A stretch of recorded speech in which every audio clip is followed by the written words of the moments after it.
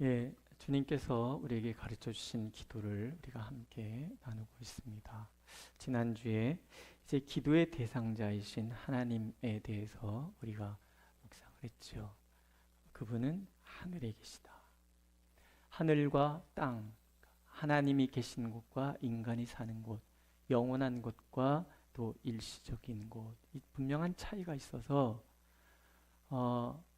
인간이 감히 도달할 수 없는 곳, 그것이 하늘인데 기도는 바로 인간이 도달할 수 없는 그 하늘로 우리를 인도하는 통로다 하는 이야기를 우리가 들었고요. 두 번째는 그분은 우리의 아버지시다라는 거죠.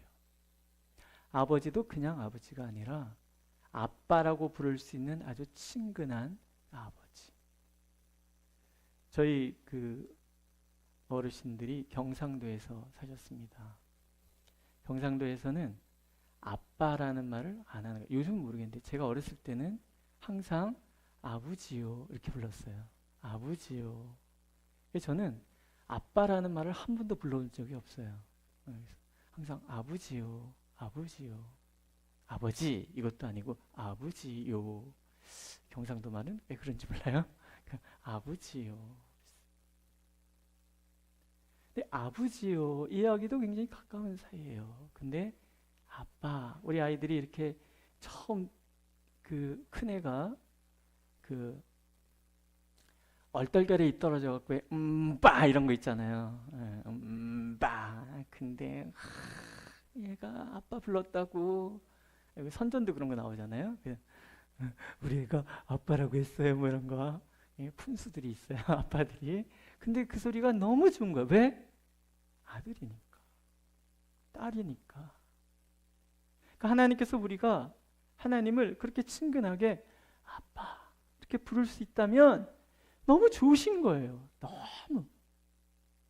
그래서 기도하기를 원하시고 부르기를 원하시고 그러는데 이놈의 인간들이 안 불러요. 그러니까 굳이 자꾸 가르쳐 주시는 거예요. 나는 아빠라는 거죠. 아빠. 성령께서 우리 안에서 하나님을 아빠라고 부르도록 그렇게 감동을 주신다는 이야기를 그래서 계속 들려주시는 거예요. 그래서 하나님 아빠, 나의 모든 것을 아시는 그분께 내 속속들이 다 얘기하는 거죠. 저희 조카애가 결혼하는데 요즘 애들은 결혼을 이렇게 유행인 것 같아요. 한동안은 뭐 이렇게 결혼식장만 가면 왜 총을 자꾸 쏘대는지, 그래서 빵 쏘고 칼 갖고 뭐 이러고, 아니 육사생도도 아닌데 그걸 왜 하는지. 하여튼 정체성 없는 그런 그 결혼식이 한창 난무하더니 요즘은 이렇게 주례도 없이 하고, 뭐 신랑 아버지가 성혼 선언하고 신부 아버지가 뭐 이렇게 딸에게 주는 글, 뭐 편지 낭독하고 뭐 이러더라고요. 뭐 이제 그런 걸 하는데 저희 조카 아이가 결혼하니까 이제 그 아빠가 이렇게 편지를 읽어주는 거예요. 편지를. 아이가 이제 이렇게 어렸을 때 이렇게 자랐던 사진이 쭉 나오면서 이제 아빠가 편지를 읽는데 이 아빠가 목이 메어가지고 자기는 절대 안 울었대. 그냥 목이 잠겨서 그랬은 것 뿐이래. 근데 제가 딱 보니까는 이게 우는 거야. 또 우리 집안 사람들은요 감성이 풍부해요. 그래서 남자고 여자고 막 울어. 그럼 같이 막 울어. 웃기는 일이죠 결혼식장이. 근데 근데 제가 그 얘기를 가만히 들으면서 그래 아빠가 그런 거 아니겠어요? 응? 딸 자식 시집 보낼 때 괜히 뭉클하고 또 잘해준 것보다는 잘 못한 것만 이렇게 막 생각이 나고 아들도 그렇잖아요. 이제 장성해서 저놈이 한 가정을 이루는구나. 이 집사님 그런 마음 들으셨죠? 제가 아직 공식적으로 뭐가 아니라서 결혼식 이렇게 찾아다니기가 참 뭐하고 그래서 제가 그냥 속으로 기도 많이 했습니다. 많이 했는데 이게 대견하면서도 동시에 뭔가 서운하고 사실 그게 아빠 마음인 거죠. 부모 마음이 그런 거죠. 아직 안 해봐서 모르죠? 저도 몰라요. 우리가 하나님을 아빠라 부를 수 있는다는 거. 아빠랑 친근한 마음을 가지고 있는 아이들이 그 아빠하고 진솔한 이야기를 나눌 때 그 참 얼마나 힘이 되고 또 그게 좋으냔 말이죠. 하나님은 우리가 하나님과 그런 관계를 원하시는 거예요. 아주 친근하게, 다정하게 내 속마음이 있는 그대로 다 털어놓고, 아시잖아요. 다 아시잖아요. 그래서 털어놓고 교제하고, 그래서 하나님의 그 사랑 가운데 우리가 듬뿍 젖어 살아갈 수 있기를 하나님은 원하시는 거예요. 그래서 아버지. 그다음에 이제 오늘 세 번째가 우리의 아버지시다라는 거예요. 우리라는 말이 굉장히 중요합니다. 이것은, 기도라는 것은 개인적이고 이기적이고 편협하고 배타적인 나만의 하나님을 향하여 기도하는 것이 아니라는 거예요. 하나님은 나의 하나님이심과 동시에 너의 하나님이시고, 그래서 하나님은 우리의 하나님이시다. 교회를 공동체 또는 지체라고도 얘기를 하잖아요. 그래서 고린도전서에 보면 만일 한 지체가 고통을 받으면 모든 지체가 함께 고통을 받고, 한 지체가 영광을 얻으면 모든 지체가 함께 즐거워하느니라. 너희는 그리스도의 몸이요 지체의 각 부분이라. 그렇게 말씀하시죠. 우리는 공동체라는 거예요. 한 지체라 하면 우리가 서로를 공유하고 서로의 아픔을 이해하고 기쁨도 함께 나누는 그런 관계라는 거예요. 그렇기 때문에 기도하는 사람들의 마음은 편협해서는 안 된다라는 거예요. 배타적이어서는 안 된다라는 거예요. 나의 유익을 위하여 타인에게 해를 끼치는 기도를 해서는 안 된다라는 거예요. 제가 어렸을 때 이제 동네 텔레비전이 있는 집들이 별로 없으니까, 그럼 이제 뭐 국가대표 축구 시합한다. 그럼 막 동네 텔레비전 있는 집에 다 모이는 거죠. 제가 어렸을 때는 뭐가 유행했냐면요, 그 기밀 박치기. 레슬링 하는 날은 그냥 막 그 집 마당에 다 모이는, 그럼 이제 이렇게 툇마루에 이렇게 텔레비전 꺼내놓으면 멍석 깔고 막 이렇게 앉아갖고서는 와 이렇게 보는 거죠. 근데 제가 지금도 생각나는 게 뭐냐면은 막 어른들이 막 응원해, 깔아 막 이런단 말이죠. 뭘 깔았는지는 잘 모르겠는데 막 깔아 막 이런단 말이죠. 그리고 축구할 때도 보면 응원이 심해서 야 그놈들 다리 몽댕이를 분질러라 막 이런단 말이에요. 월드컵 할 때 그런 기도 열심히 했어요. 하나님, 우리 팀이, 우리나라가 이기게 주시옵소서. 뭐 이탈리아가 너무 강하지만 우리가 이기게 해주시옵소서. 막 그래갖고 그때 막 기도 난리가 아니었어요. 우리 대표 기도 때 우리 장로님이 그런 기도도 하고, 하나님 우리나라가 이기게 해주셔서 영광 받으시게 주시옵소서 이렇게 기도했거든요. 근데 이탈리아 사람은 기도 안 했을까요?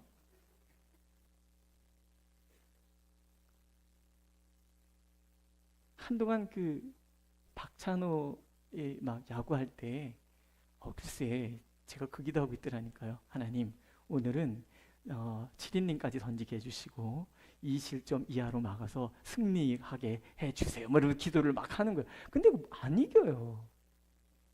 제가 그때 알았어요. 하나님은 경기 결과에 대해서 관여하지 않으신다. 왜 그래요? 그건 배타적인 기도거든요. 우스갯소리를 하는 얘기예요. 자, 수험생 부모님들 기도 그렇게 한다면, 하나님 다 떨어져도 우리 아이는 붙게 해주시옵소서. 그 기도 하나님이 들어주실까요? 안 들어주실까요? 잘못된 기도예요. 우리 아이들이 꿈을 잃지 않게 해주시옵소서. 끝까지 지치지 않게 나아가고 하나님의 뜻을 이루어가는 아이들이 되게 주시옵소서. 그렇게 기도해야지 맞는 거죠. 또 이렇게 기도하는 분도 있어요. 예수 믿는 아이들은 다 붙고 예수 안 믿는 아이들은 다 떨어지게 해주시옵소서. 근데 서울대학교 4년 장학생으로 합격하는 아이들, 예수 안 믿는 아이들이 훨씬 많아요. 그럼 하나님께서 예수 안 믿는 아이들은 산 좋고 물 좋은 곳에 가서 공기 좋은 맑은 공기 마시고 잘 살다가 올라와라 그러는 걸까요?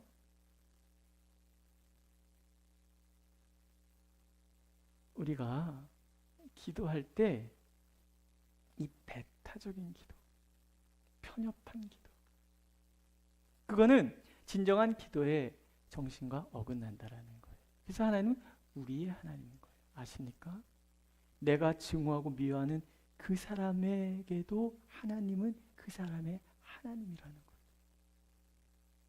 거예요. 굉장히 속상한 거예요.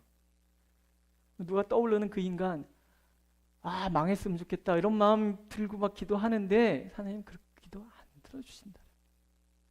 왜? 나도 하나님께 사랑받는 사람이지만 내가 미워하는 누군가도 하나님께 사랑받는 사람인 거예요. 제가 오늘 새벽에 말씀드린 도찐 개찐 우리 다 그런 사람들이에요. 그래서 하나님은 우리의 하나님이라고 기도하는 거예요. 우리 하나님. 믿으십니까? 그래서 기도를 굉장히 조심해요. 그래서 예수님은 오죽하면 원수를 위하여 어떻게 하라고요? 축복하며 기도하라.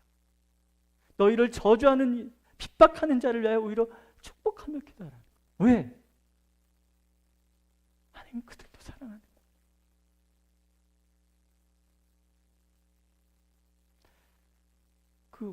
저 어렸을 때 그랬어요. 이제 누구네 친구네 집에 한 친구가 그래. 나는 교회 안 다닐 거야. 그래서 왜? 제가 대관고등학교를 다녔거든요. 미션 스쿨이에요. 이제 교회 그 뺑뺑이 돌려서 들어가니까 딱 우리나라 인구 비례만큼 교회를 다니는 애들이 들어와요. 처음에는 1학년 때는 한 25%에서 30% 정도, 그러다가 이제 2학년 올라가면 한 40에서 50, 그리고 고3 정도 되면 고3 때 되면 또 기도도 많이 하니까 한 주먹 쓰는 일장들도 기도해요. 돌아가면서 기도도 시키고 막 그러니까. 그럼 이제 교회 다니는 애들이 적어도 3분의 2 이상은 교회를 다녀요. 졸업하고 벌써 한 40년 지났으니까 요새 이렇게 만나면 전혀 교회 안 다니는 애들도 나 교회 장로야 이런 애들도 있어요. 그럼 너 장로야? 그럼 걔네들은 나한테 굉장히 깍듯해요. 존댓말 써요 저한테. 웃기죠. 야 무슨 존댓말. 목사님이시잖아 이러고 막 그래요. 재밌어요. 선배들도 저한테 존댓말 쓰고, 그래서 고향교회 이렇게 모교회 이렇게 딱 가면은 같이 교사하시던 나 불려가서 수련회 가고 떠든다고 야단치고 그러던 형들도 저한테 깍듯하게 인사하거든요. 목사님 오셨으니까 막 이러고 속으로 재밌어요. 근데요, 어떤 아이가 그런 얘기를 해요. 자기는 교회 안 간대. 왜? 그랬더니 어느 집에 갔는데 누나가 너 교회 다니니? 그러더래요. 그래서 아니 안 다니는데요. 근데 그때부터 그 누나가 자기를 벌레 보듯이 쳐다보더래. 그래서 내가 네가 벌레인가 보지. 근데요,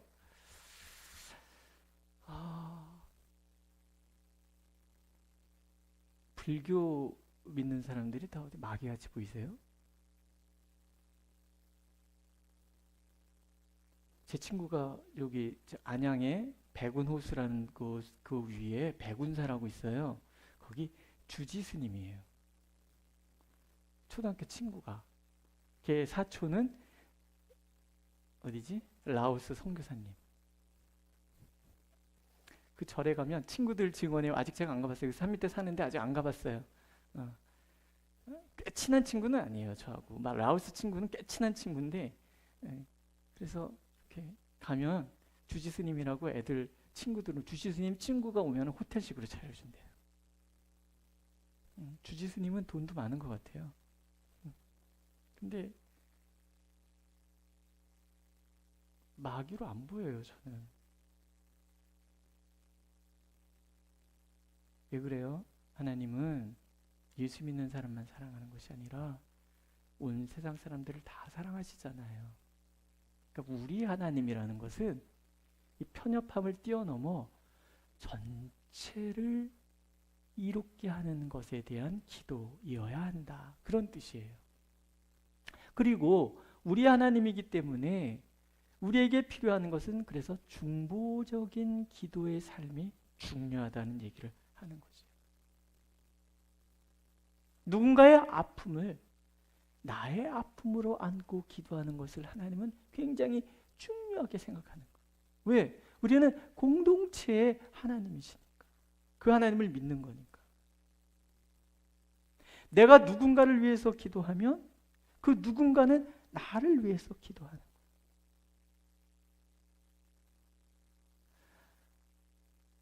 저는 다른 그 동기들, 물론 선대가 뭐 목사님이시고 뭐 이런 몇 대째 뭐 5대, 6대 이런 신앙이 있어요. 이렇게 저 전라도 쪽에서 이렇게 올라온 친구 목사님들 이렇게 보면은 거의 뭐 선교사님들에게 이미 복음을 전해서 뭐 4대, 5대 집안에 뭐 다 목사님들이고 뭐 막 이런 친구들이 있어요. 그런 친구들 말고 저는 목회를 하는 것이 그렇게 어렵지 않았어요.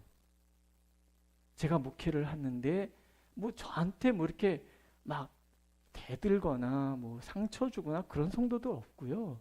목회가 이렇게 특별히 어렵다거나 그런 것도 없고, 근데 교회가 뭐 물질적으로 어려울 수도 있는데 뭐 빚은 많았는데 그 빚 못 갚은 적도 없고, 이렇게 늘 이렇게 순탄하게 이렇게 목회를 했어요. 뭐 신학교 들어갈 때도 등록금 어떡하지? 그러면 하나님께서 장학금 받게 해주시고, 또 신학교 졸업하면서 전임 어디 하지? 그러고 있으면 하나님께서 그냥 알아서 전임, 그 다음에 부목사, 뭐 한교에서 다 있었으니까요. 뭐 걱정할 필요가 하나도 없었어요. 저는 제가 잘나서 그런 줄 알았어요.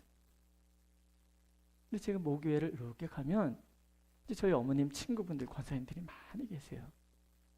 근데 그분들이 아유 목사님, 내가 새벽마다 매일 기도하지. 목사님 사역 나가고부터 지금 제가 벌써 25년째인데 25년을 하루도 안 빼놓고 내가 기도하지. 이런 얘기 하시는 분들을 굉장히 많이 만나요. 제가 어렸을 때부터 기도해 주시던 그 기도 권사님들, 이런 분들의 기도가 늘 있더라는 거죠. 그래서 제가 항상 그런 생각해요. 아, 나는 참 기도의 배경이 되게 단단하구나. 감사하구나. 그분들의 기도 때문에 내가 이렇게 그냥 폼나게 이러고 다니는가 보다. 그래서 무슨 기도 그렇게 하세요? 그러면은 그분들이 이런 기도를 많이 하셨대요. 하나님, 우리 목사님 머리에 뚜껑을 열고 말씀을 부어 주시옵소서. 어떻게 뚜껑 열려서 이렇게 뭐가 나가는 것 같아요? 아, 그래서 너무 감사한 거죠. 그런 것들이. 아니, 뚜껑 열리는 게 열받는다는 얘기가 아니고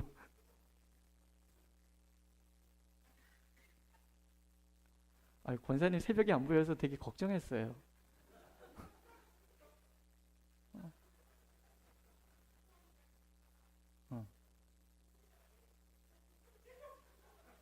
아유, 그러셨구나. 아니, 이틀이나 안 보이셔갖고 어디 가셨나, 아프신가.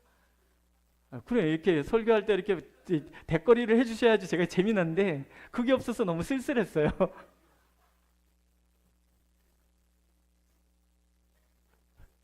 아, 주책은 아니에요. 그 누군가 나를 위해서 기도해 준다는 거. 내가 누군가를 위해서 그 아픔을 끌어안고 함께 울면서 기도해 준다는 거. 하나님, 이게 너무 중요하다라는 거. 제가 전에도 그 불러드린 것처럼 누군가 기도하는 노래 있잖아요. 참 그 노래가 너무 좋아요.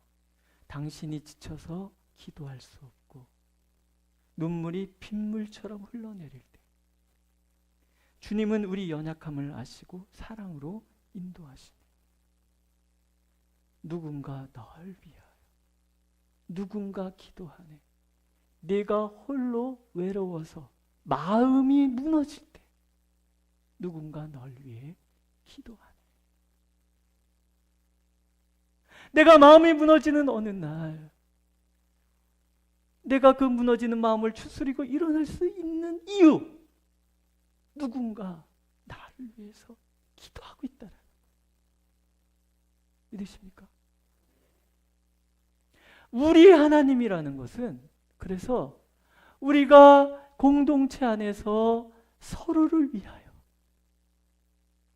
설령 내가 미워하는 사람이라 할지라도 그를 위해서 눈물로 기도하는 우리, 그것이 기도의 올바른 자세다. 그래서 예수님은 십자가에서 기도하시잖아요. 아버지 용서하십시오. 저들이 알지 못하나이다. 지금 십자가 밑에서 삿대질하면서 내려와 봐라, 내려와 봐라. 그럼 네가 하나님의 아들인지 믿겠다라고 조롱하고 비난하고, 예수님의 옷 제비 뽑아서 막 다 가져가고 그러는 사람들을 바라보면서, 악각되는 그들을 보면서 예수님은 기도하시는 거예요. 아버지, 저들을 용서하여 주십시오. 알지 못하나이다. 그렇게 사셨기 때문에 우리에게 얘기하시는 거예요. 너희를 핍박하는 자를 위하여 축복하며 기도하라. 오늘 우리의 기도가 그렇게 넓어져야 한다는 거예요. 믿으십니까? 그 다음에 이제 예수님의 기도가 이름이 거룩하게 하시며, 두 가지로 나누잖아요. 인간을 위한 기도와 하나님을 향한 기도가 있어요. 근데 예수님께서는 먼저 하나님을 위한 기도부터 하라는 거예요. 그리고 우리의 기도를 하라시는 거예요. 그 첫 번째가 뭐냐면 이름이 거룩히 여김을 받으시오며, 기도의 우선순위에서 우리가 제일 먼저 해야 되는 기도는 하나님의 이름에 대한 기도.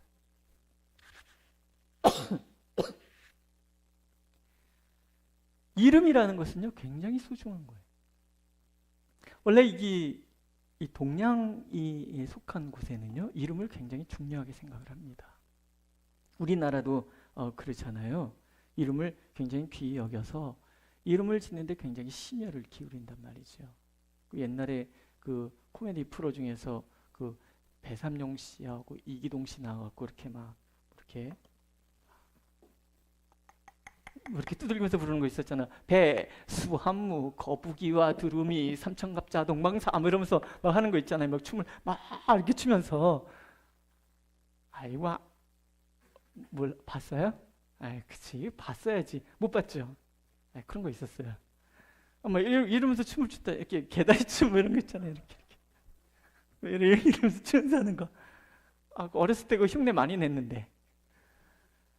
근데 그 집에 손이 귀해. 그래서 이름이 길어야 산다, 오래 산다고 그래서 그게 그런 거예요. 배, 수, 한무, 거북이와 두루미, 삼천갑자, 동방사 이런 것들이 다 오래 사는 것들이잖아요.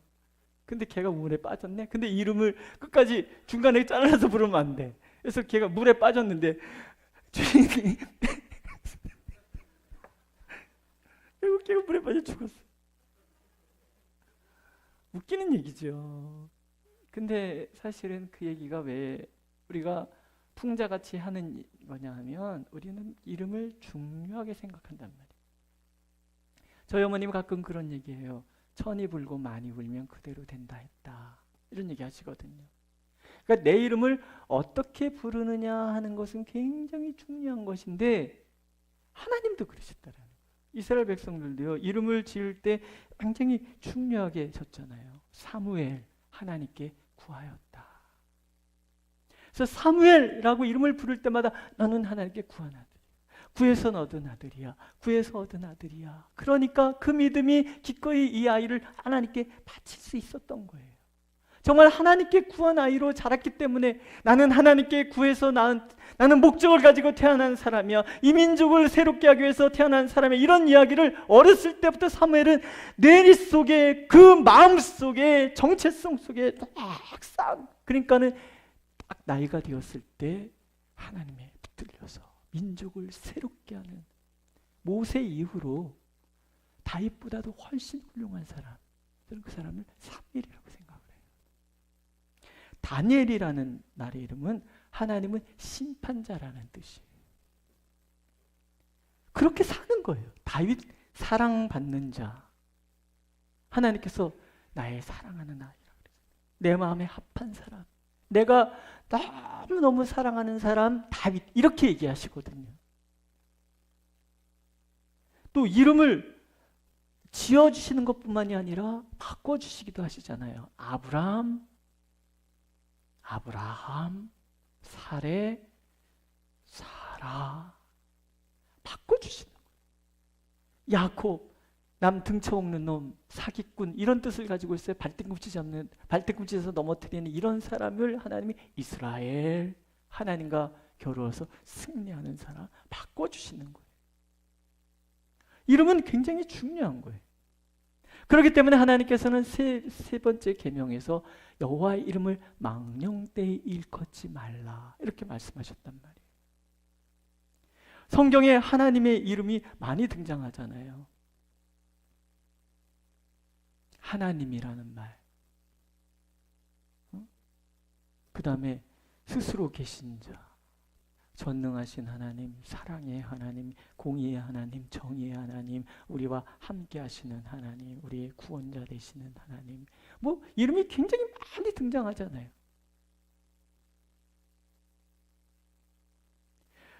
예수님께서는 기도의 첫 번째 그 이름, 아버지의 이름을 거룩하게 하시며 라고 기도하라 하시면서 우리에게 두 가지를 가르쳐 주시는 거예요. 하나는 하나님께서 스스로 하나님의 이름을 거룩하게 하십시오 이 기도하고요. 또 하나는 그 하나님의 자녀로서의 우리의 삶이 하나님의 이름을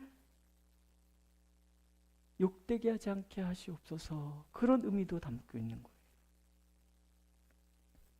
거룩하다라는 말은요, 다른 것과 구분된 이름이에요. 그러니까 이방신들과 전혀 다른 그런 하나님이 되어 주십시오, 그런 얘기예요. 그날에 이르러라는 찬양이 있어요. 그날에 이르러 주님의 위엄과 뭐 이런 찬양이에요. 그 광대하심을 세상이 보리라. 열방과 세계가 주 보좌 앞에서 엎드려 절하며 경배하리. 여호와 하나님 홀로 높임을 받으소서, 영원히 주님을 사랑하리. 여호와 하나님 홀로 높임을 받으소서, 영원히 주님만 섬기리라. 지금 얼마나 하나님의 이름을 비방하고 조롱하는 사람들이 많습니까? 이 시대에 대놓고 방송에 등장해서 하나님의 이름을 우습게 여기고 그걸 막 이상하게 바꾸는 이런 사람들이 얼마나 많으시대. 우리 기도해야 돼요. 하나님의 이름을 대적하여 높아진 모든 것들을 침멸하소서. 하나님의 이름이 함부로 말하고 함부로 조롱하는 그들의 입을 하나님 막아주시옵소서. 그런 기도가 첫 번째 기도여야 하고요. 두 번째는요, 그 하나님의 이름이 나 때문에 욕되지 않도록.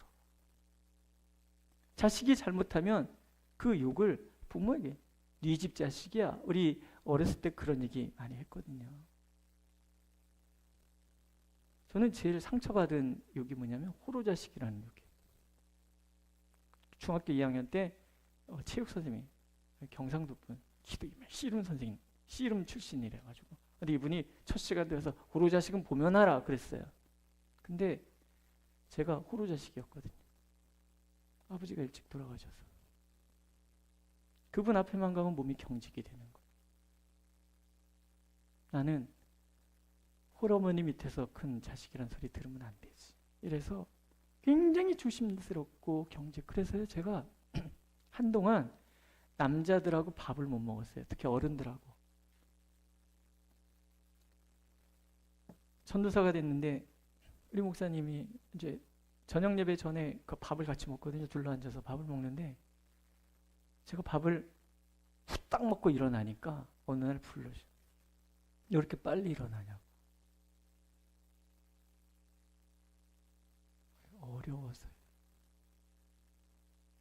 어려워서요. 그랬더니 이분이 이제 끝까지 안 쳐놓는, 일부러 끝까지 안 쳐놓는. 그게 어느 날은 내적 치유 세미나에 거기 좀 갔다 오라고. 그래서 갔다 왔어요. 갔다 와서 제가 그때 알았어요. 내가 아버지한테 굉장히 화가 나 있었다는 거. 막 이런 것들이 있어.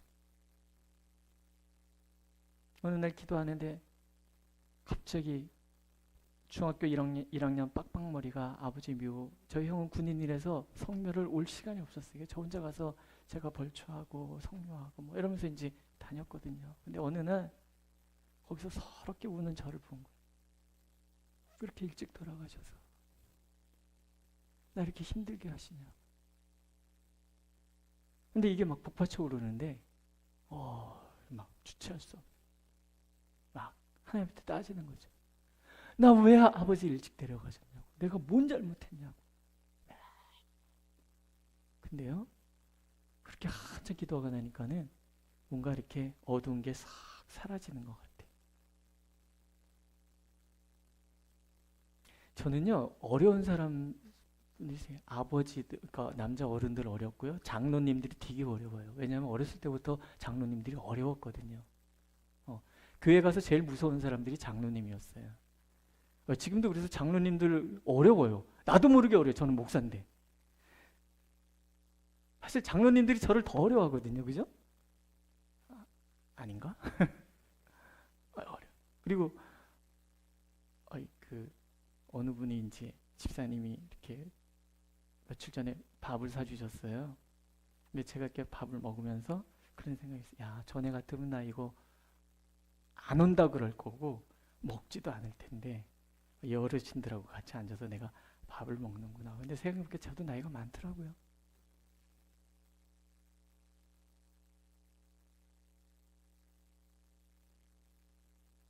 그래서 호로 자식이라는 말, 그런 말 진짜 쓰면 안 되는 것 같아요. 근데 우리 전통은 그랬단 말이에요. 자식이 잘못하면 그게 아버지의 욕이 된단 말이에요. 근데 이게 정말 오늘 이 시대의 교회에 문제가 되고 있잖아요. 성도들이 올바르지 않아서 기독교를 개독교라고 얘기하다가 요즘은 괴독교라고 그런다잖아요. 괴물. 그런 얘기를 들을 때마다 제가 참 마음이. 그래서 어떤 목사님은 그런 얘기도 해요. 다 부서져야 새로 지을 수 있는 거기 때문에 이 시대에 이게 다 무너져 내려야 된다. 다시 정립해야 된다. 이런 얘기도 한단 말이죠. 우리가 이 기도를 잘 알아야 되는 거예요. 그래서 하나님의 이름을 거룩히 여김을 받으시옵소서라고 기도하는 것은 우리 삶 자체가 하나님을 욕되지 않는 삶을, 하나님의 이름을 욕되게 하지 않는 삶을 살도록 우리를 인도해 주십시오라는 기도가 포함이 된다는 거예요. 그럼 하나님의 이름을 거룩하게 하는 삶이란 어떤 삶인가? 여러 가지 있을 수 있겠는데 그중에 제가 세 가지를 생각해 봤어요. 하나는 하나님이 계시다는 것을 믿는 삶이에요. 하나님이 어디나 계시다는 것을 믿는 삶인 거예요. 제가 언제 한번 말씀드렸나요? 어느 수도원에서 유력한 수도사 2명이 있었는데 수도 원장님이 한 명을 좀 편애하는 것 같아. 그래서 사람들이 따진 거 왜 편애하냐고. 그러니까 내가 편애하는 이유를 가르쳐 주겠다. 그래서 닭을 한 마리씩 다 들려보낸 거예요. 아무도 안 보는 데 가서 잡아오면 내 그 사람을 수도원 후계자로 삼아주겠다. 사람들이 다 터졌어. 일찌감치 사람들이 다 잡아갖고 온 거예요. 근데 이 원장이 사랑하는 사람은 해가 지도록 안 돌아오는 거예요. 나중에 이렇게 손에 살아있는 닭을 들고 오는 거예요. 너는 왜 그냥 왔느냐? 하나님이 아니 계신 곳이 없어서, 아무도 없는 곳이 없어서 그냥 돌아왔습니다. 얘기하더라는 거예요. 내가 이 사람을 사랑하는 이유를 알겠느냐? 코람데오라는 말이 있어요. 교회마다 이거 써붙여놓은 교회들이 많아요. 하나님 앞에서. 근데 코람데오 붙여놓은 교회들이 난리를 치고 있어. 뭔 뜻인지 모르는 거예요. 하나님 앞에서. 내가 머문 자리 어디든지 하나님이 계시는, 내 말, 내 행동, 모든 것을 하나님이 다 보고 계시고 듣고 계시는 거예요. 누굴 속일 수 있냐니. 사람은 속일 수 있을지 몰라도 하나님은 보고 계시는데, 다윗이 그랬잖아요. 아무도 모르는데 하나님이 보고 계시는 거예요. 오늘 우리가 여호와의 하나님의 이름을 거룩하게 한다는 얘기는 내 삶이 하나님 앞에서 하나님이 보고 계시다는 거 잊지 않고 살아가게 해주시옵소서. 그리고 두 번째는요, 하나님은 거룩과 정의와 사랑의 하나님이심을 아는 삶을 살아요. 나뿐만이 아니라 나를 통해서 일하시는 하나님이 그러시다. 그래서 우리는 우리의 삶 가운데 이 세상과 구분된 진정한 하나님의 정의, 하나님의 사랑, 하나님의 거룩을 실천하는 삶을 살아가는 거예요. 세상이 어떻게 살아가든 우리는 하나님의 자녀로서의 그 거룩함을 유지하고 살아가야 돼요. 결코 세상과 타협하지 않는 삶, 세속에 물들지 않는 삶. 과연 지금 얼마나 될까요? 뭐가 세속화된 건지, 뭐가 거룩한 건지조차도 구분이 안 되는 삶을 우리가 지금 살아가고 있단 말이지. 다 좋은 게 좋은 거. 은혜라는 말 너무 좋은 말인데 그것이 너무 함부로 쓰이는 것 때문에 화가 날 때가 많이 있어요. 교회 안에서는요, 은혜라는 말이 때로 대충이라는 말로도 쓰여요. 아, 은혜로 해. 뭐 이렇게 따져 대충. 은혜로 해. 아, 그냥 대충 넘어가. 이 얘기거든요. 어떻게 하나님의 일을 하면서 대충 넘어갈 수가 있어요? 너무 따지는 거는 좀 그렇지만, 그러나 우리가 하나님 앞에서 정직하게, 올바르게, 세상 속에서도 설령 손해를 본다 할지라도 내가 정의를 실현하고 사랑을 실천하고, 어렵지요. 세상과 거스려 살기 때문에 어려운 거예요. 그래서 어떤 신학자는 그런 얘기를 해요.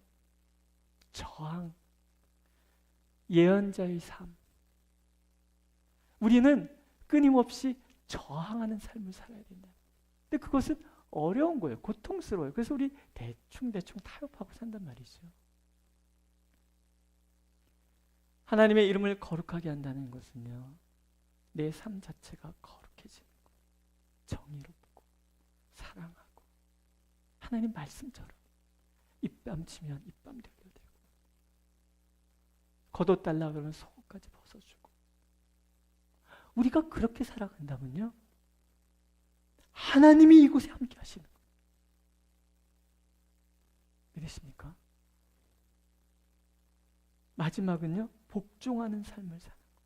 하나님께 철저하게 복종하는, 하나님이 옳다라는 거예요. 옳다. 어저께도요, 이 지하에서 이렇게 7호선 이렇게 타고 온수역에서 차를 이렇게 딱 바꿔 탔는데, 걸어 나와서 이렇게 딱 타보니까는 인천이 틀림없이 이쪽으로 가야 될 것 같은데 이쪽으로 가. 한 봐도 이쪽으로 가야 될 것 같은데 이쪽으로 가. 제가 이쪽으로 갔을까요? 이쪽으로 갔을까요?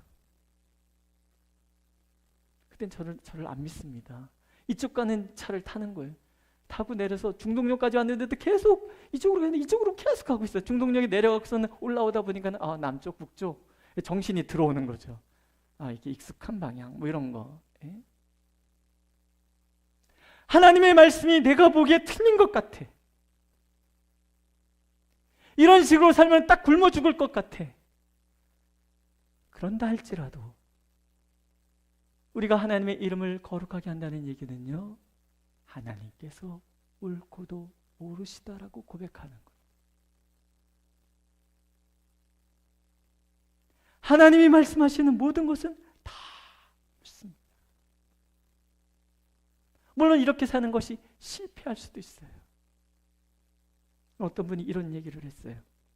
우리가 우리의 모든 존재를 위대한 호출자 앞에서 정의하고 한 명의 유일한 청중 앞에서 우리의 삶을 산다면, 그러니까 내가 가지고 있는 모든 것, 이것이 존재의 의미가 하나님 앞에서 정의가 내려지고, 그 다음에 내가 유일한 청중, 곧 하나님 앞에 내가 살아간다면 나의 업적과 성공을 스스로 정의하거나 결정할 수 없습니다. 오직 우리를 부르신 자만이 성공과 업적을 정의할 수 있습니다. 그리고 마지막 말에 밝혀질 것입니다. 오직 잘하였도다. 내가 하나님의 백성으로서 복종하고 하나님의 뜻을 이루는 삶을 살아가는 것이 만만치 않아요. 실패할 확률이 훨씬 더 높단 말이죠. 그러나 그럼에도 불구하고 내가 하나님 앞에서 살아간다면 나의 성패, 내가 성공한 삶을 살았는지 실패한 삶을 살았는지를 하나님이 판단해 주시는데, 그날 우리가 하나님 앞에 섰을 때 그분이 말씀하시기를 잘하였도다, 이 한마디로 모든 것이 결정난다는 거예요. 내가 아무리 많은 업적을 이루어도 하나님 앞에 갔을 때 악하고 게으른 종아 한마디면 모든 것이 끝이라는 거예요. 그게 하나님의 이름을 거룩하게 하옵시며 라는 기도를 하는 사람의 삶의 모습인 거예요. 믿으십니까? 오늘도 우리는 하나님께서는 우리가 그렇게 오직 하나님 앞에서 그분의 이름을 거룩하게 여기는 삶을, 그 기도를 하는 삶을 살아가기를 간절히 원하고 계십니다. 기도하겠습니다.